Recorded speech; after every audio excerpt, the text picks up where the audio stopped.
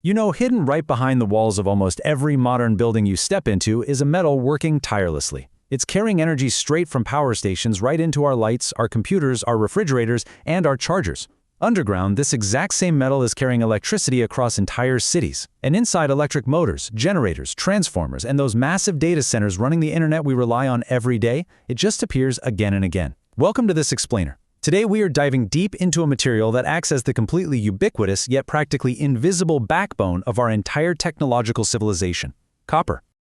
Think about element 29 for a second. What makes atomic number 29 so absolutely fascinating is that it's one of those incredibly rare materials that bridges almost the entire technological history of human civilization. We're talking about a reddish metal that humans were using thousands of years before anyone even had a concept of what electricity was. Yet today, it is the fundamental, non-negotiable building block of our massive modern computing infrastructure. Okay, let's dive into this. How on earth did a simple, reddish rock, literally just pulled out of the dirt thousands of years ago, become the indispensable backbone of global electrification? Well, to figure that out, we have to look at this material not just as some historical artifact, but as an absolute masterpiece of chemistry and structure. Section 1. From stones to bronze, a metal's early history. Picture this. You're living thousands of years ago, right in the middle of the Neolithic period. You're walking along, and you spot this unusual, reddish, metallic lump on the ground. You strike it with a stone, but instead of shattering into pieces like a normal rock, it bends. It actually changes shape. Now, that behavioral difference was absolutely revolutionary. Early humans had stumbled upon native copper, basically metallic copper that just occurs naturally in the environment without needing to be chemically extracted from an ore. Because it bends instead of breaking, humans could suddenly hammer it into beads, ornaments, and simple tools, all without needing to understand the complex science of smelting. It was a total game changer. So, as human civilization evolved, we discovered something even more incredible. Certain rocks that didn't look like metal at all could actually be heated and processed to produce copper. We call this extractive metallurgy. Suddenly, we didn't have to just get lucky and stumble upon native copper on the ground. We could actually make it. This leap in technology dramatically expanded the global supply, setting the stage for the next massive breakthrough. And here is where the chemistry completely transforms the material. Pure copper, on its own, is actually relatively soft. But ancient metalworkers figured out that adding other elements altered the material's internal structure entirely. Add just a little bit of zinc to the mix, and you create brass, which instantly gives you improved strength and machinability. Add tin, and you get bronze, a material substantially harder and way more wear-resistant than pure copper. This metallurgical breakthrough was so profound, and these new tools and weapons outperformed pure copper so completely, that historians literally named an entire era of human civilization after it, the Bronze Age. Section 2. The Atomic Secret. Inside Element 29.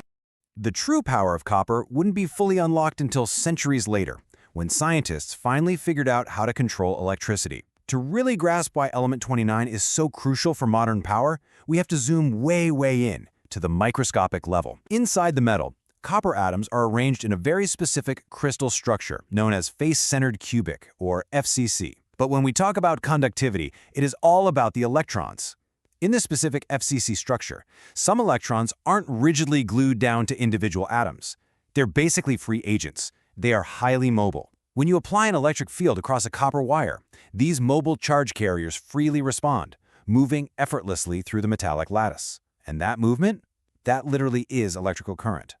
Now you might be wondering, is it the best conductor out there? Well, among pure metals at room temperature, there is actually one single element that conducts electricity slightly better than copper, and that is silver. But there is a massive catch. While silver has the absolute highest conductivity, it is incredibly expensive. If we tried to build our entire global power grid out of silver, it would quite literally bankrupt the planet. There's no way.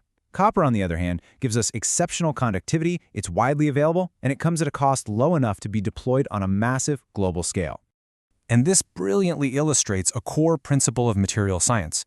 Engineering rarely depends on just one extreme property. It almost always depends on balance. Copper basically occupies the ultimate engineering sweet spot. It perfectly combines amazing connectivity, high ductility so it can be easily drawn out into long wires, excellent corrosion resistance, and total economic viability better than almost anything else on Earth. Section 3. Making modern copper. Industrial refining. So if copper is the perfect balance, How do we actually get enough of it to wire the entire globe? Well, we certainly don't just pick native copper off the ground anymore. We extract it from ores. Some of the most famous copper-bearing minerals out there include chalcopyrite, the intensely green malachite, and the deep blue azurite. But here's the catch with modern demand. Ores today, like chalcopyrite, often contain only a tiny percentage of actual copper. That means producing the metal today begins by digging up and processing literally mountains of raw rock. The modern manufacturing process is just this intense, brutal sequence of chemical and physical transformations. First, that raw ore is rapidly crushed and ground down into incredibly fine particles. Then it hits a process called froth flotation.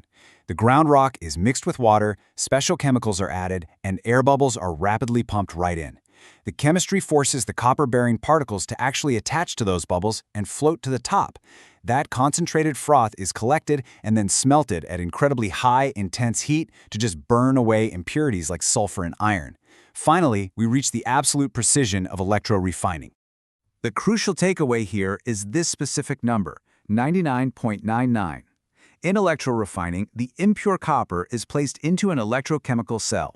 Electricity literally forces the copper atoms to move through a liquid electrolyte and deposit themselves onto a pristine cathode, leaving almost all of those remaining impurities behind in the dust. The end result? Copper that exceeds 99.99% purity. So why go through all that immense trouble and energy? Simply put, because modern electrical applications strictly demand it. It all connects right back to the atomic level. Even tiny, microscopic amounts of impurities in a wire act like little speed bumps for those highly mobile electrons we talked about earlier. Impurities cause what's called electron scattering. More scattering increases the electrical resistance. And resistance means electrical energy is just wasted as heat instead of reaching its destination to power your home. By achieving that extreme purity, copper drastically reduces that scattering, lowering the resistance, and ultimately making massive global power grids economically viable. Section 4. The Electrified World. Copper in Action. Because of those finely tuned atomic properties, engineers rely on copper to build almost all of our modern physical infrastructure. I mean, you'll find copper in action everywhere. It's the heart of electric motors, where current running through copper coils creates the magnetic fields that actually produce physical motion. It's in our generators and transformers. It is literally woven through the circuit boards of whatever device you are using to listen to this right now. But its internal structure also makes it a fantastic thermal conductor, meaning it rapidly moves damaging heat away from sensitive processors in massive data centers. Its unique biological properties even give it antimicrobial surface traits, inherently disrupting and killing microorganisms in healthcare environments. It really does it all. And it has this truly amazing relationship with the environment. When exposed to the elements, fresh copper oxidizes and reacts with moisture to form a characteristic green patina. The Statue of Liberty is the ultimate example of this. Believe it or not, it used to be a shiny reddish-brown. But over decades, atmospheric reactions produce that famous green surface. Now, unlike rust on iron, which constantly eats away and destroys the metal, this green patina is actually a natural protective layer. It stops further corrosion, allowing the copper underneath to survive intact for centuries. But as perfect as it sounds, the application always dictates the material. Copper is dense. We're talking almost 9 grams per cubic centimeter. That makes it quite heavy. For overhead electrical transmission lines that have to span thousands of miles across the country, weight matters enormously. That's exactly why engineers often switch to aluminum for those high overhead lines. Aluminum has lower electrical conductivity, sure, but it is dramatically lighter and cheaper per unit of mass. Again, it all comes back to engineering being about balance. Section 5. An infinite loop, recycling element 29. As we look toward the future, humanity's massive transition away from fossil fuels is putting completely unprecedented pressure on our supply of this ancient metal. We are right in the middle of a massive electrification boom. Think about electric vehicles. They require substantially more copper than traditional combustion cars just due to their complex motors and high-voltage wiring. Wind turbines, massive renewable energy grids, and power-hungry AI data centers all demand absolutely enormous quantities of highly conductive material. This global spike in demand raises very serious strategic questions for us, especially because mining and processing millions of tons of new ore comes with an immense environmental impact. But here is the good news, and honestly, perhaps copper's greatest modern asset. It is 100% recyclable. Copper never loses its elemental identity. A copper wire installed inside a building 50 years ago can be entirely dismantled, melted down, and refined into a brand new, high-performance electric vehicle motor component today, and doing so requires substantially less energy than extracting new copper from raw rock. It is a remarkable circular advantage that relieves very real pressure on new mining. Chemistry, structure, properties, applications. Few materials demonstrate that direct chain as clearly and beautifully as element 29. It helped humanity enter the age of metals. Then, centuries later, it helped us enter the age of electricity. It's just so fascinating to think that the exact same material early humans hammered into simple tools on a rock is now the indispensable key to our modern technological survival. Which really begs the question, as we push forward to build a globally electrified renewable future, how will humanity's oldest metal continue to power our most advanced future?